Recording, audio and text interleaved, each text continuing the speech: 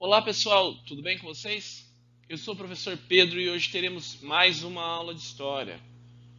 Espero que estejam todos bem nesse período de pandemia, que estejam todos se cuidando, que estejam fazendo as atividades semanalmente, tá? Isso é muito importante para que vocês continuem aprendendo, beleza? Para quando voltarmos, para que possamos dar continuidade aos estudos de uma forma muito mais tranquila.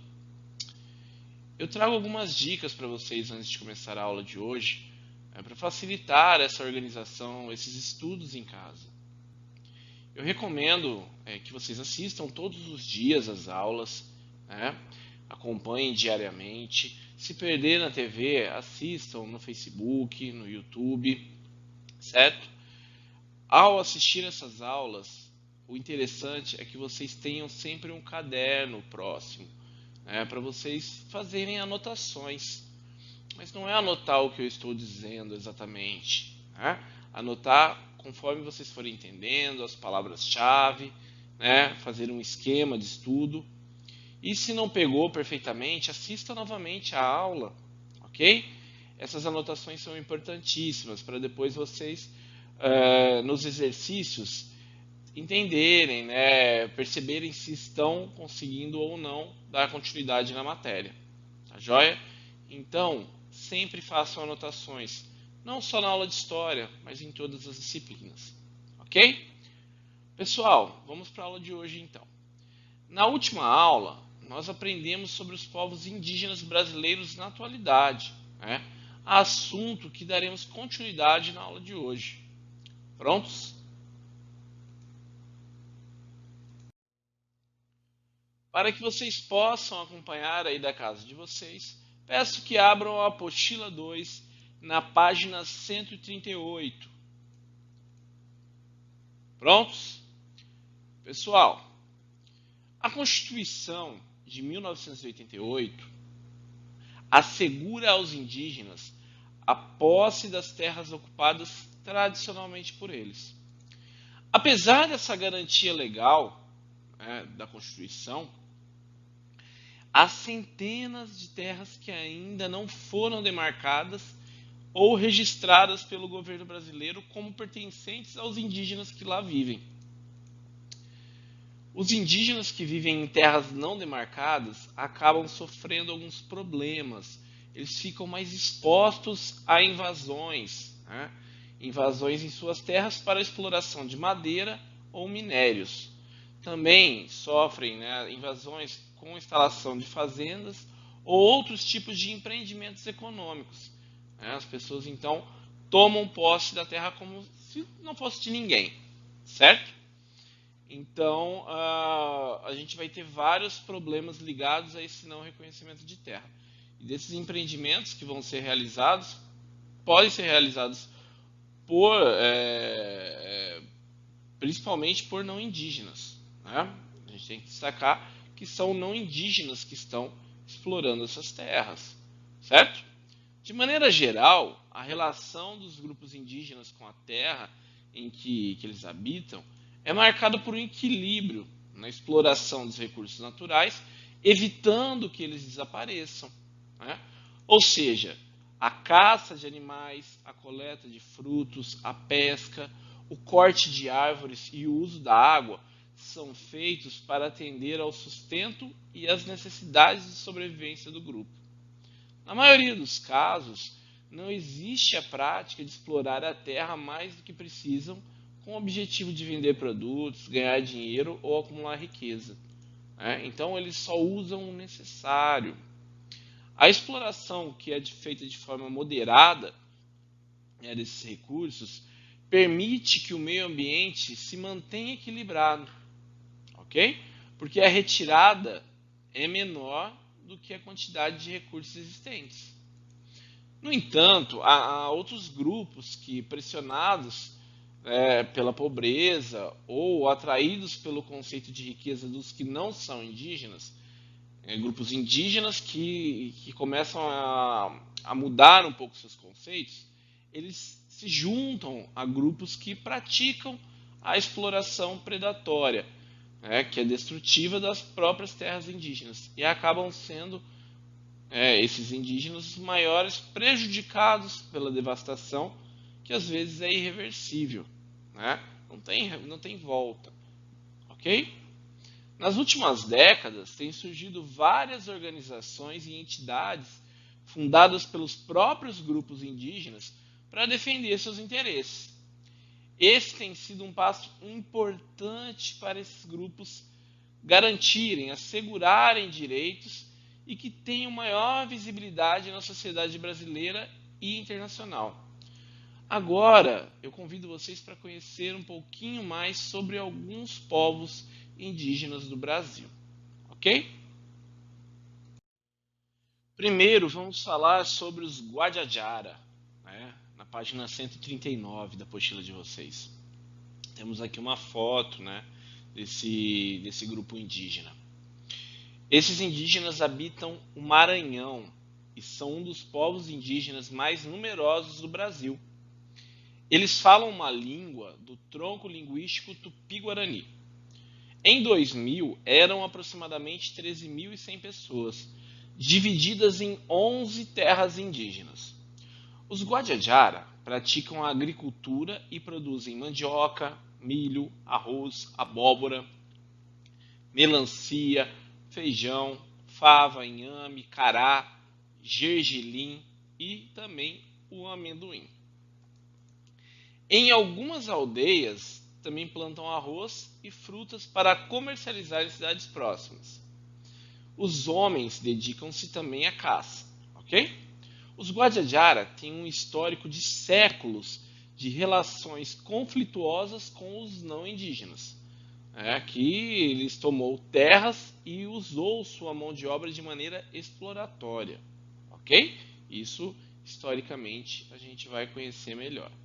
Até os dias atuais, periodicamente eles sofrem ameaças de grupos econômicos, né, como vimos, os mineradores, né, o corte de madeira ilegal, e esses grupos econômicos e pessoas que querem então explorar, geralmente ilegalmente, as suas terras. Agora vamos conhecer um pouco sobre os Carajá. Os indígenas da etnia Carajá vivem ao longo do rio Araguaia, em áreas dos estados de Mato Grosso, Pará e Tocantins, incluindo a Ilha do Bananal. Eles falam o idioma Carajá e também são conhecidos como Ini, que significa nós, na língua deles. Cada aldeia tem seu território para caça, território para pesca e realização de rituais. Eles também cultivam roças, de banana, milho, mandioca e melancia. Coletam mel silvestre e frutos do cerrado, como, por exemplo, o pequi. Tá? Homens e mulheres produzem cestos inspirados em formatos de animais.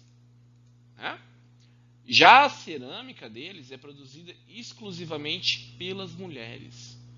Além de utensílios domésticos, as mulheres fazem bonecas de cerâmica representando cenas da vida cotidiana, animais que vivem próximos à aldeia e temas presentes em seus mitos. O contato com a sociedade não indígena trouxe para alguns Carajá doenças como a tuberculose e também o consumo de bebidas alcoólicas. Na foto ao lado nós temos uma bela fotografia de um dos rituais dos Carajá. Agora, na página 140, vocês podem ver aí que temos os Yanomami. Aqui temos uma foto com as mulheres e crianças desse grupo indígena. Ok? Os Yanomami, eles formam um grupo de caçadores-agricultores que vivem na floresta amazônica, na fronteira entre o Brasil e a Venezuela. A denominação do grupo, o significado do nome desse grupo na língua deles, significa seres humanos. Então, na língua deles, Yanomami significa seres humanos. Em 2011, a população Yanomami era estimada em 35 mil pessoas, dos quais cerca de 20 mil vivem em território brasileiro, ok? Eles falam 4 línguas aparentadas da família linguística Yanomami, certo? Cada aldeia é formada por uma ou várias casas, que podem abrigar até 400 pessoas, certo? Os homens se ocupam principalmente da caça, enquanto as mulheres se dedicam à agricultura. Cultivam banana, milho, mandioca, batata, tabaco, algodão, frutas, né? As mulheres também se dedicam à coleta de castanhas, larvas, mariscos e o mel. A pesca é exercida tanto pelos homens como pelas mulheres. Nas aldeias, as decisões são tomadas com a participação de todos os membros do grupo. Nas décadas de 1970 e 1980, os grupos Yanomami foram fortemente afetados por obras da expansão econômica que eram patrocinadas pelo governo federal e também por atividades de garimpo ilegal. O contato levou doenças e, consequentemente, a desestruturação de diversas aldeias Yanomami. A terra indígena dos Yanomami foi homologada em 1992, após décadas de mobilização dos próprios indígenas e de entidades que defendem esses grupos. Por último, vamos conhecer os Munduruku, né?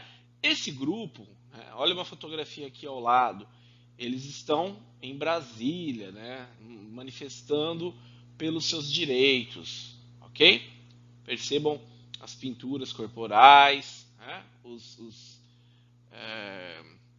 elementos que eles utilizam, ok? Pessoal, os Munduruku, eles vivem às margens do rio Tapajós e de seus afluentes, né, no estado do Pará. Eles falam a língua Munduruku. Muitos jovens também falam português, porque frequentam escolas e convivem com moradores da região. Eles praticam a agricultura, a pesca, criam animais domésticos, caçam e coletam recursos naturais da região. Alguns de seus membros trabalham nos seringais. Né? Um dos principais problemas enfrentados por eles é a poluição das águas dos rios, provocada pela ação dos garimpeiros. A água torna-se imprópria para o consumo e os peixes acabam morrendo. Né? Esse povo ainda espera a demarcação de suas terras. Vamos resolver juntos um exercício antes de encerrarmos essa aula. Abram na página 142, é um exercício do Em Casa, é o exercício 2. Em uma reportagem publicada no jornal digital Nexo, a antropóloga Carla Dias criticou o Dia do Índio no Brasil. Segundo ela, as comemorações da data reforçam uma imagem única de um índio que fala uma língua, mora em um determinado lugar, quando eles falam quase 300 línguas e moram em diversos lugares e, né, as casas têm diversos tipos de arquitetura. Seus corpos são pintados com diversas tintas e grafismos e com várias gamas de conhecimentos sobre o mundo e a natureza. Né? Essas comemorações são feitas de maneira a não prever isso tudo, ao contrário. Né? A passar uma visão chapada e superficial, né? Rasa, simples. Né? Por que a antropóloga critica a forma como o Dia do Índio é comemorado no Brasil? Há um pouco aí a interpretação de texto, né, pessoal? Porque a comemoração do Dia do Índio, segundo ela, se faz como se o índio fosse um tipo único. Não leva em consideração as muitas diferenças que caracterizam as centenas de grupos que vivem no Brasil, reforçando então uma visão equivocada sobre os grupos indígenas. B. Comente a diversidade indígena do Brasil.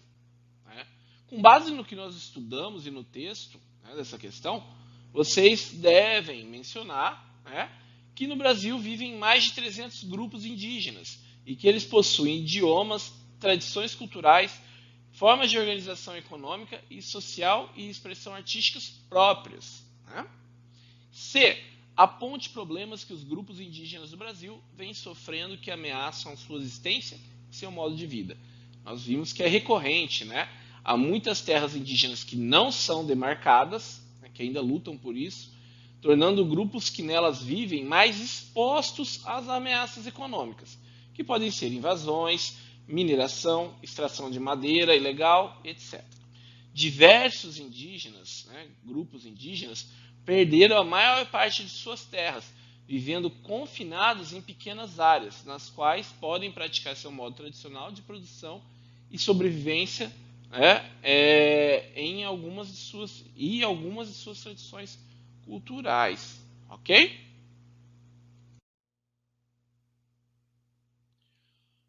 Bom, pessoal, na aula de hoje nós conhecemos um pouco mais sobre os povos indígenas brasileiros na atualidade, como eles vivem e quais problemas eles enfrentam, ok?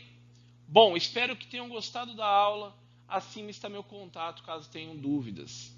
Bons estudos, muito obrigado e até a próxima aula. Lembrem de fazer as anotações, lembrem de fazer as atividades. Um abraço a todos, até semana que vem.